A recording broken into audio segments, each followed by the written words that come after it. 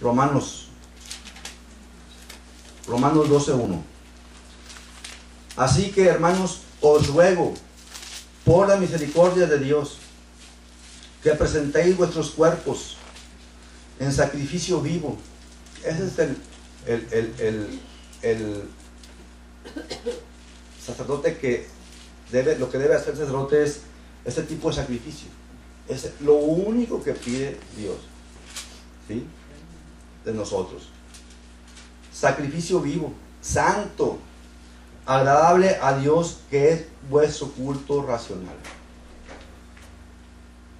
¿Cómo podemos nosotros presentar nuestros cuerpos en sacrificio vivo, santo, agradable a Dios, que es nuestro culto racional?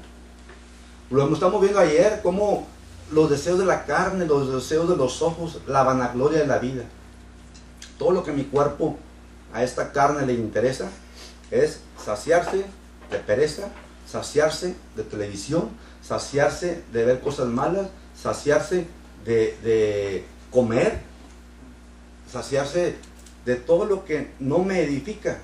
Dice, todo me es lícito, pero no todo conviene, no todo edifica.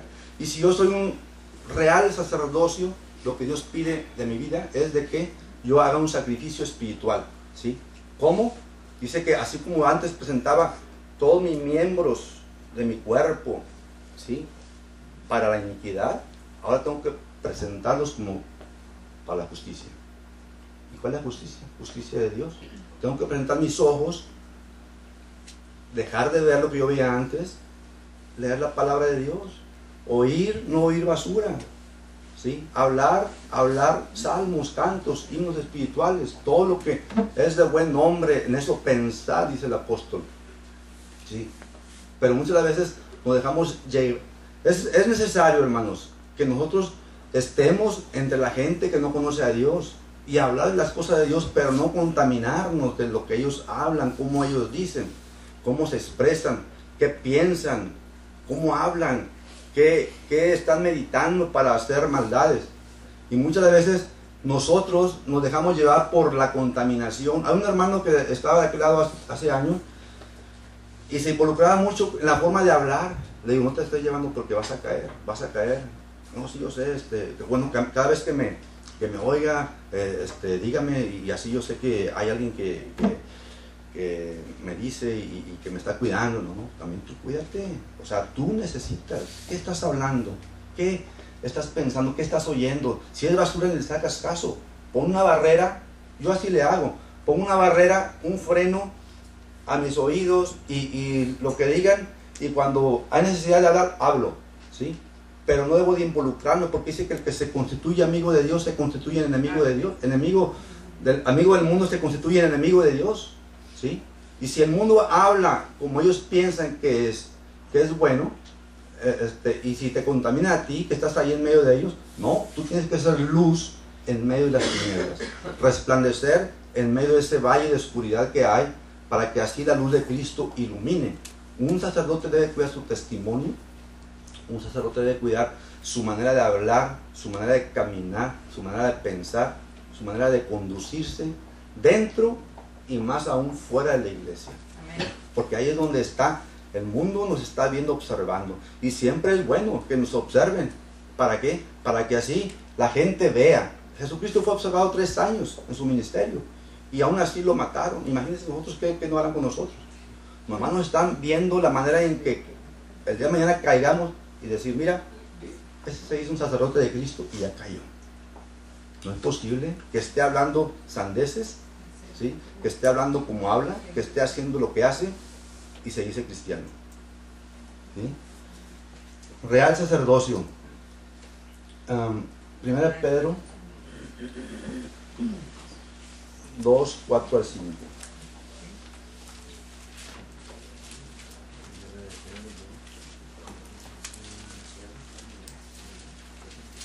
Dice, acercándoos a él, piedra viva, desechada ciertamente por los hombres, mas para Dios escogida.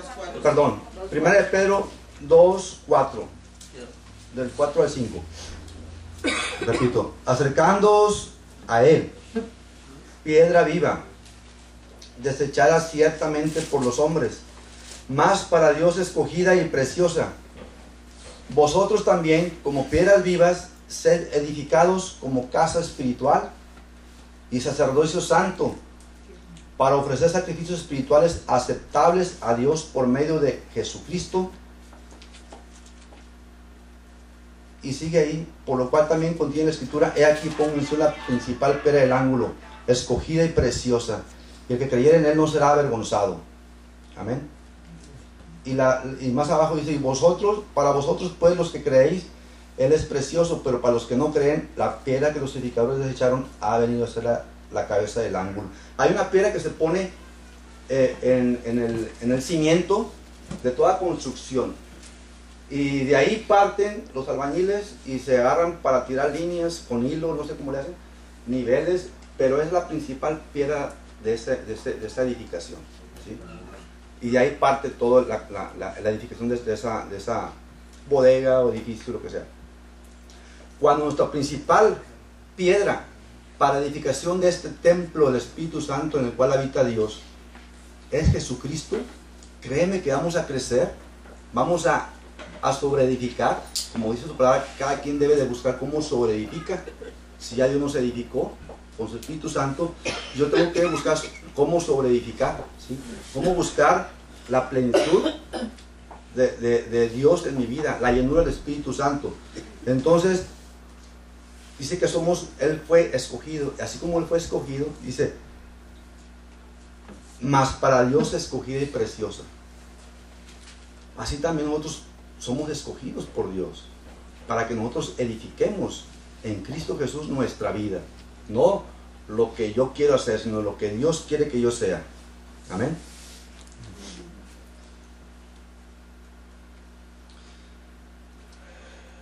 En Deuteronomio 7, del 6 al 7.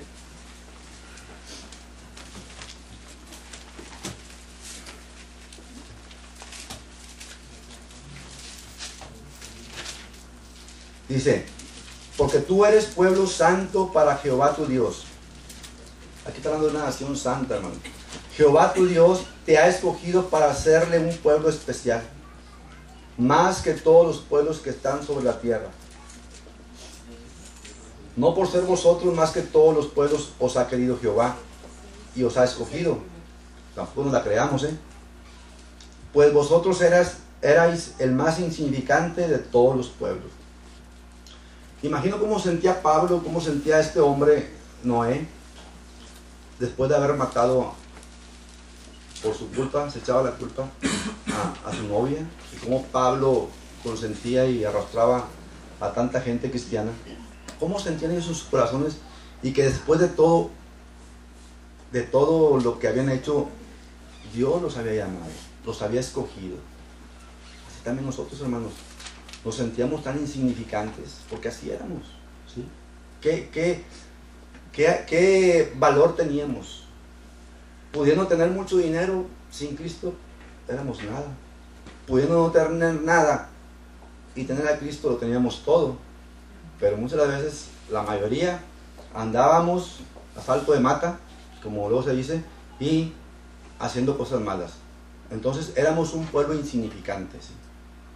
Por eso Dios nos escogió, no para que nos la creamos, sino porque a pesar de todos nuestros estudios, todo lo que hemos tenido, hecho o dejado de hacer, la verdad es de que Dios nos eligió porque ve en ti y en mí un potencial tremendo de que tú puedes alcanzar a más gente para Él, para su gloria y para su honra. Amén.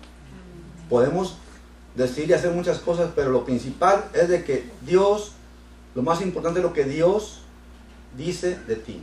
Si tú dejas que alguien te califique, ya estás mal si te lo crees, porque lo que el hombre piensa en su corazón, dice, tal es él.